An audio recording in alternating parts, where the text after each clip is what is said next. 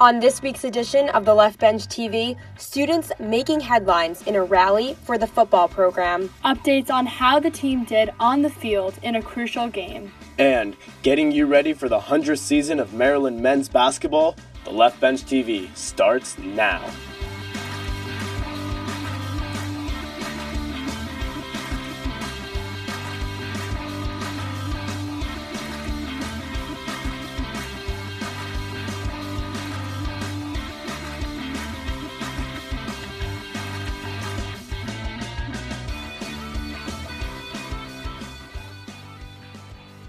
Hello and welcome to this edition of the Left Bench TV. I'm Rachel Hersheimer. And I'm Jack Schemmel. Rachel, it's been a wild situation here in College Park lately. Yeah, Jack, I don't think the University of Maryland has experienced anything like this ever before. And last week, the eyes of a nation were on the Maryland football program. On Tuesday, the University System of Maryland Board of Regents made an announcement after reviewing the second investigation into the football program.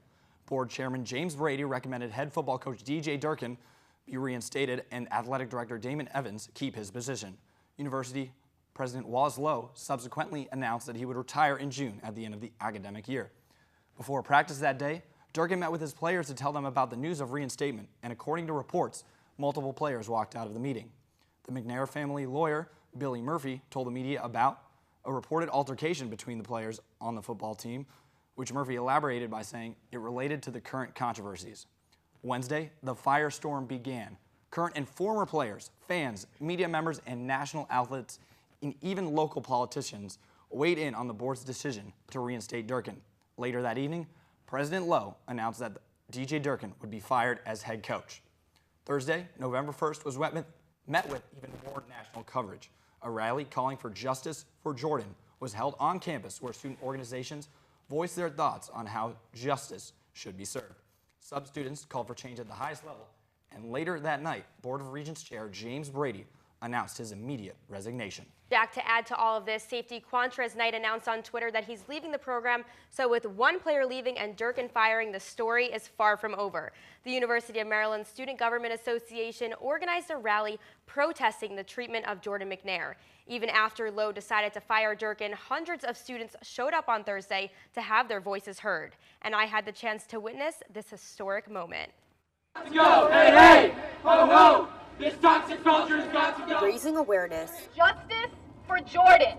And protesting the treatment of Jordan McNair had students outraged. I am here for him. Senior Jolie Friedman knew McNair from high school and has been passionate about creating change ever since. For something like this to happen to someone like him, I just can't even imagine what happened that day at practice. The message from the Student Government Association was simple. Showed up to the game on Saturday. But was met with a lot of criticism. We should not go to the games. University of Maryland student Hama Hagarian disagrees with the Student Government Association's plan. Why should we support athletics when they killed Jordan McNair? This toxic culture has got to go! And a former Terp football player is pushing for more to be done than just attending a game. This Board of Regents answers to you. This Board of Regents calls on you. Answer the call.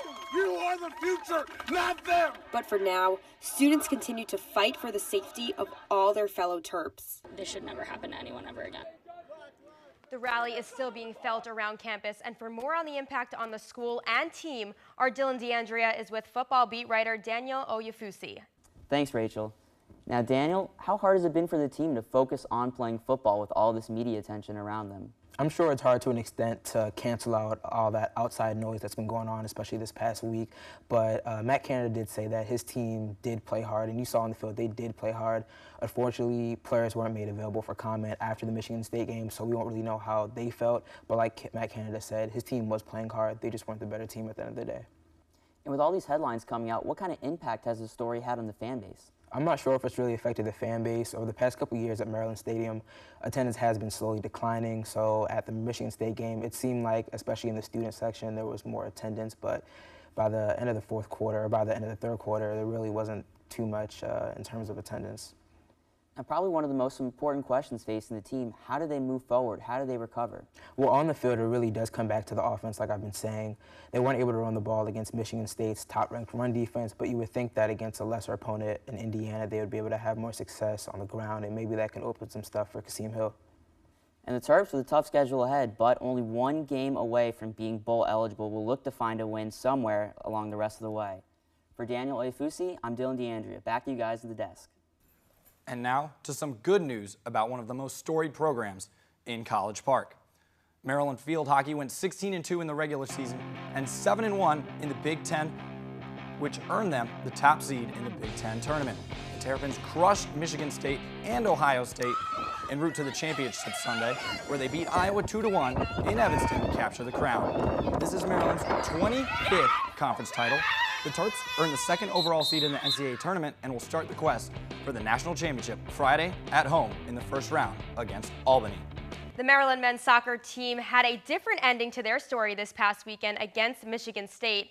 Last month, the men's soccer team was defeated by the Spartans, not able to get past goalkeeper Jimmy Hague, but Sunday they found a way around the dominant defender, sweeping fourth-seeded Michigan State in overtime out in DeMartin Stadium, advancing them to the Big Ten tournament semifinals. And it all came down to the 98th minute of play. Eric Matsalevich, the sophomore, closed out the show, knocking in the game-winning goal past Jimmy Hague, goalie Dane St. Clair kept Maryland in the game, making 5 stops, including the crucial save during sudden death overtime play. Fifth-seeded Terrapins will square off against top-seeded Indiana on Friday for a spot in the Big Ten final. And now to the Xfinity Center Pavilion, the loudest place in College Park. The Maryland volleyball team is off to their best start through 14 games in the Big Ten since entering the conference in 2014. On Friday, first-year coach Adam Hughes had the Terps ready, and they were able to take down Northwestern 3-1. Sunday, the 4th-ranked Illinois Fighting Illini came to town, and the Terps had no answer. Illinois won in straight sets, just overpowering the Terrapin squad. The team will look to bounce back Wednesday when they head to Ann Arbor to face off against Michigan. And now it's officially basketball season. With the losses of Kevin Huerter and Justin Jackson to the NBA, there are still many bright spots on the roster, with returners junior guard Anthony Cowan and sophomore forward Bruno Fernando. They're sticking around this season in CP.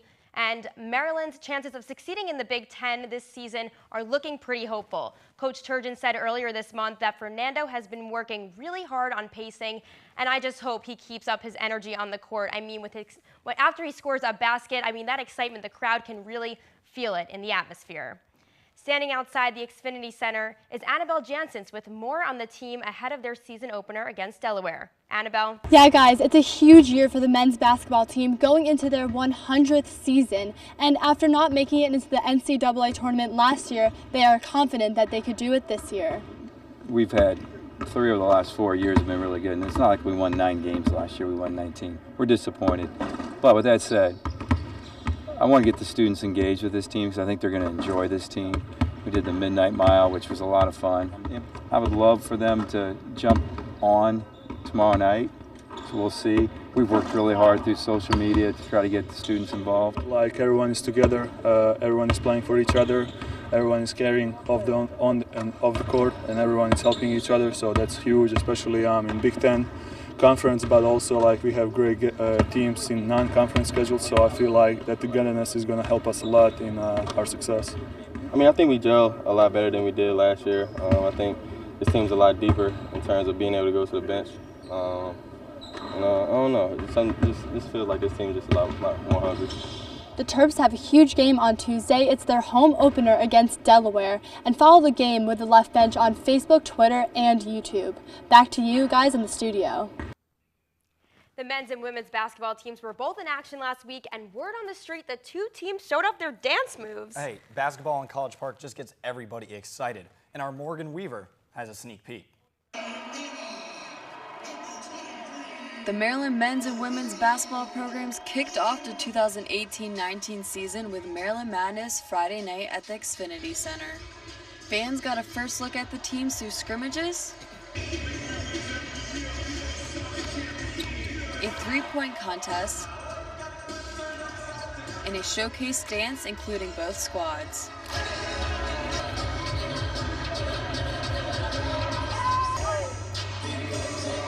It was really fun. All the guys were really excited about it, really pumped up.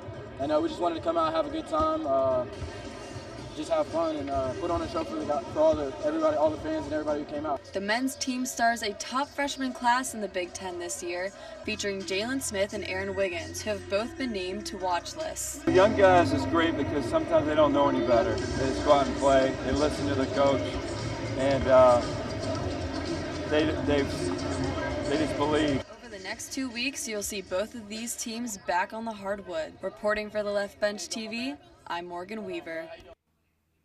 Moving to the basketball team that made the NCAA tournament in College Park last year. The Maryland women's basketball team enters the 2018-2019 season ranked number 9 in the AP preseason poll.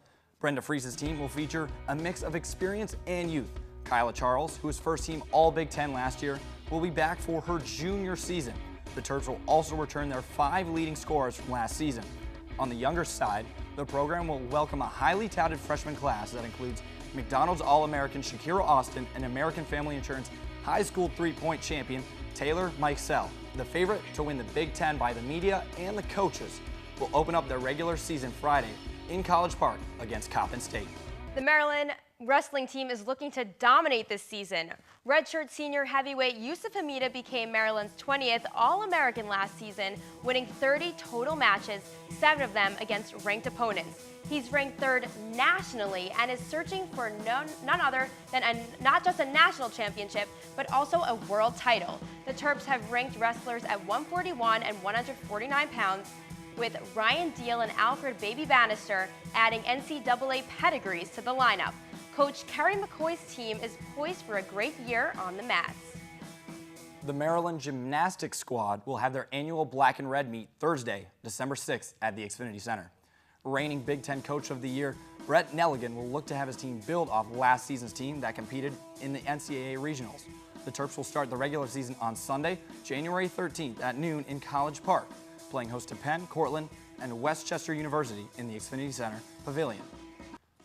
Now to the best of our Terps and our top 5 plays of the week. First, freshman Jaylon Smith at number 5, the newcomer, getting the dish here from Cowan, and slams it down. Now, for more, Morcell dishes it off to Smith, and he slams it once again. Later, showing he can do it all, steps back behind the arc for 3, drains it. He had a game-high 22 against Lynn. Taking things over to number 4, fresh faces. Taylor Mikesell passes this one to Shakira Austin for the bucket. The two were all over the place Friday night. And now, Daryl Morcell with the reverse jam at number 3. To the field hockey and lacrosse complex, junior defender and Germany native Nika Lorenz not being stopped this time by the Spartans, scoring 1 of 6 goals in the Terrapin shutout against Michigan State. Devon League taking this 97 yards back to the house. Look at the camera work by Zach Solon and Morgan Weaver, and he'll prance in the end zone for 6. And on to Terp of the Week. You guessed it, Devon League. He's the first Maryland player to score 4 touchdowns since 2010. Yep, you heard me.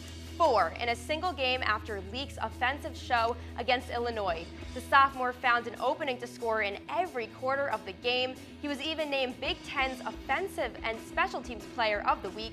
He's also the first Terp to earn both awards in the same week. And now to a Terp making noise in the pros. Columbus Crew goalkeeper Zach Steffen had quite the week. He led the Columbus Crew to a win in a penalty shootout where he saved one from Wayne Rooney in a knockout round match in the MLS playoffs. Tonight, we end with a sport you usually only see once every 4 years. And even then, you might miss it. Annabelle Janssens dives in with more.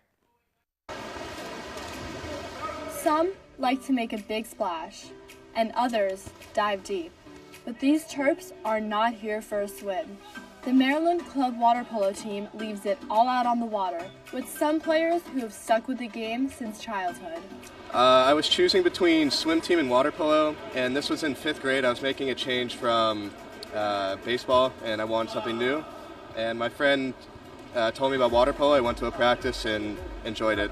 Water polo is known as the hardest Olympic sport. Think handball from gym class, but in water. Water polo might look easy, but this sport requires serious effort, teamwork, and athleticism. On an average Wednesday night, the University of Maryland club water polo team is bringing the popular European sport to College Park. These Terps need a lot of stamina to tread water the whole time and sprint up and down the pool. But these guys get to do it with their friends. After the game, it's always fun to just chill with your team and have good team bonding activities. The friends, the time you get, like, it's not really a social sport, but like it's social when you guys are like practicing, you're passing around, you talk to each other. During the tournaments, we have a lot of fun. We like go do stuff together and just have a great time with the buds.